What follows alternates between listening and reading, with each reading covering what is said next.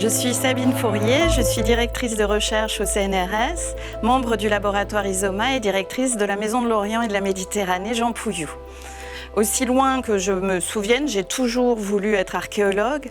Le choix de Chypre est arrivé un peu plus tard. J'ai eu la chance de faire un stage au musée du Louvre sur les collections chypriotes et sous la direction d'Annie Kobé. Et cette rencontre avec les antiquités chypriotes et avec Annie Kobé a été déterminante. Je suis ensuite entrée à l'école française d'Athènes, puis au CNRS et maintenant, depuis 15 ans, je dirige la mission archéologique de Kition à Chypre. Mais le mieux, c'est que je vous montre.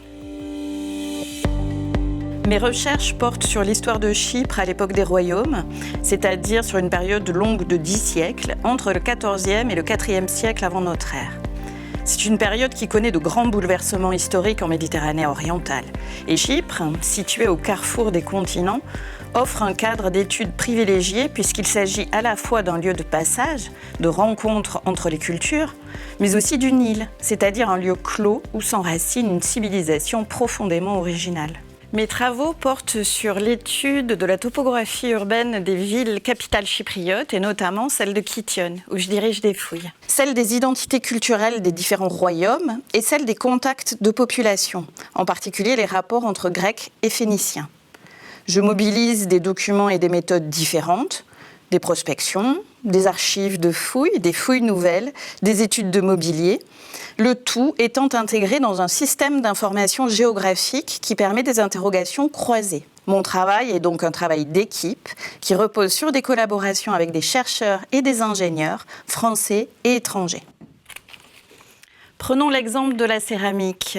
En étudiant différents ensembles contextuels provenant de différents sites, j'ai pu mettre en évidence des particularités de pâte, de forme, de style, qui permettent de reconnaître des ateliers régionaux et donc d'étudier les contacts, les circulations des productions, aussi bien à l'intérieur de l'île qu'au-delà en Méditerranée.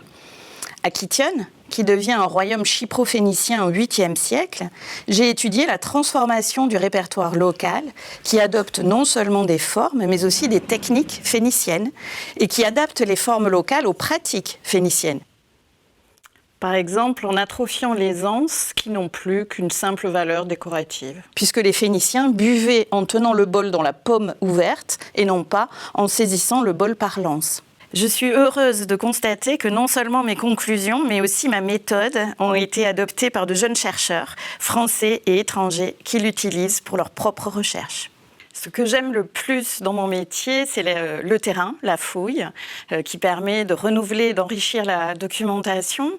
Les civilisations antiques représentent une altérité radicale, puisqu'on ne peut pas avoir de contact direct avec elles, et donc travailler sur les espaces dans lesquels les gens vivaient, reconstituer leurs gestes à partir des traces qu'ils ont laissées, manipuler les objets dont ils se servaient, sont autant de moyens de les approcher. Et j'insiste là sur le contexte parce que c'est un enjeu très important de notre métier aujourd'hui aussi, c'est la défense, la protection du patrimoine archéologique contre le pillage et le trafic illicite.